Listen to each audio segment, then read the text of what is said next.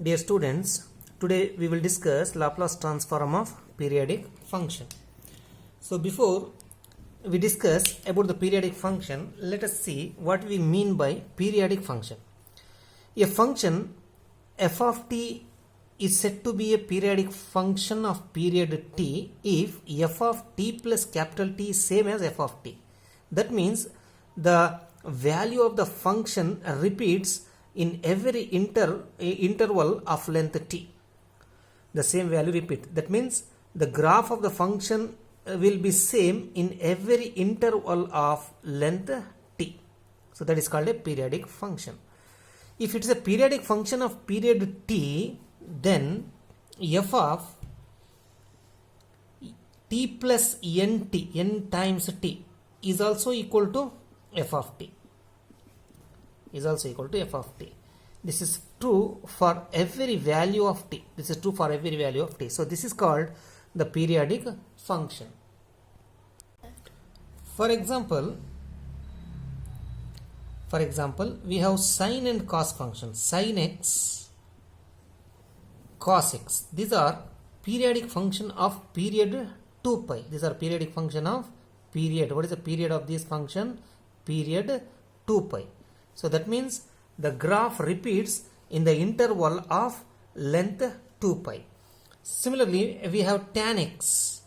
So tan x is also a periodic function, but this time this tan x is a periodic function of period pi, because we know that sine of 2 pi plus x is sine x, cos of x plus 2 pi is cos x, and tan of pi plus x is tan x. So these are the few examples of periodic functions. Next we discuss Laplace transform of a periodic function.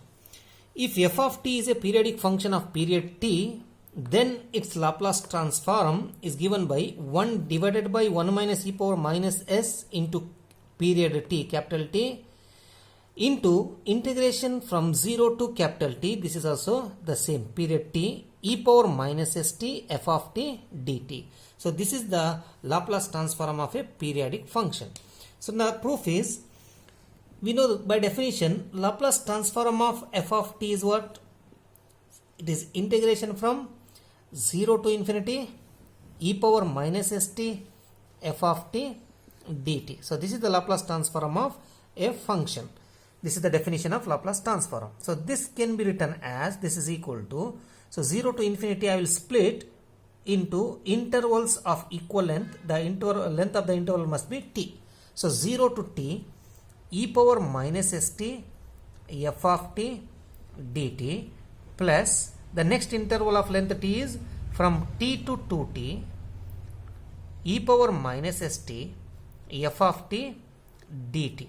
So like this I will continue the next terms. That means integration from 2t to 3t e power minus st f of t. So I will write here etc. So the next step is I will write this using the sigma notation. So I will use the summation here. Summation n equal to 0 to infinity integration n into t to n plus 1 times t e power minus st f of t dt. So the same thing I wrote using sigma notation, summation. So you can check it when you substitute n equal to 0. So 0 here, n is 0 means t. So you will get the first term. If you substitute n equal to 1, you can check that you will get the second terms and so on. So now I will do a substitution. The substitution is put t is equal to x plus n into t, n into capital T. T is the period. So therefore what is f of t? F of t is f of x plus n into t. And we know that f is a periodic function of period t, then f of x plus nt must be equal to f of x. Must be equal to f of x. Now what is dt? dt is equal to dx. So dt is equal to dx, derivative of nt is 0. Now what happens to the limits? Now if you substitute t is equal to n into t here, this lower limit, so n into t cancels, so you will get x is equal to 0. So therefore when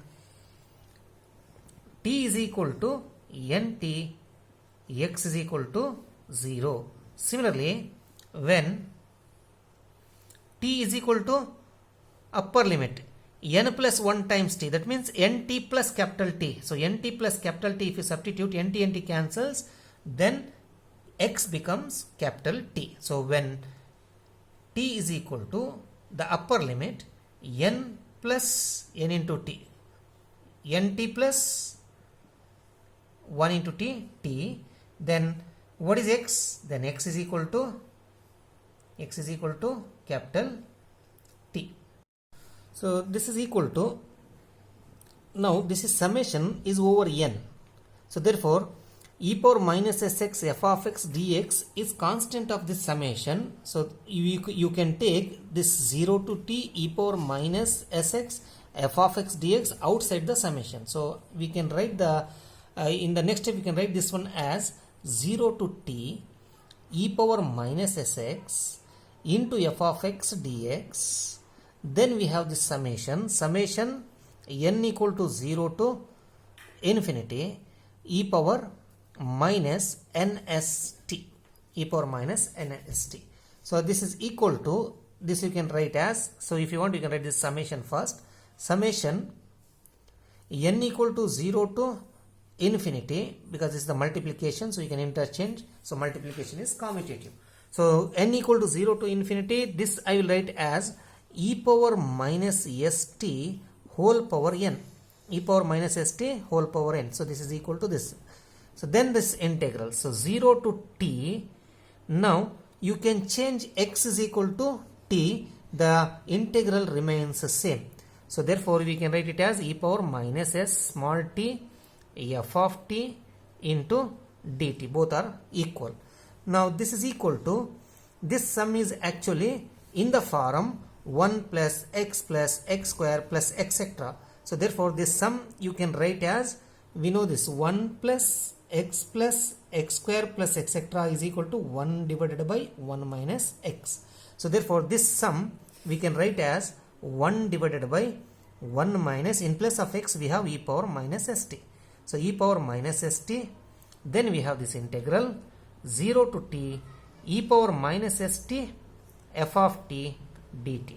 So therefore Laplace transform of a periodic function is what? Therefore L of f of t must be equal to 1 by 1 minus e power minus st, this is the period t.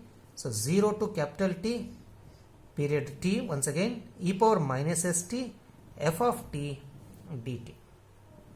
Now using this formula we will find some important Laplace transform of some important periodic functions.